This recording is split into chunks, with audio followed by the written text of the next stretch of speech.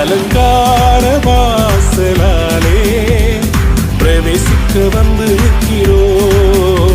தெய்வ வீட்டின் நன்மையாலே நிரம்பிட வந்து நிற்கிறோம். ஆராதிக்க வந்தோம், அன்பு கூட வந்தோம், யெகோவா தேவனையே துதித்திட வந்தோம், தொழுதிட வந்தோம், தூயவர் இயேசுவையே. நன்மை செய்தவர்க்கே நாங்கள் நன்றி செலுத்த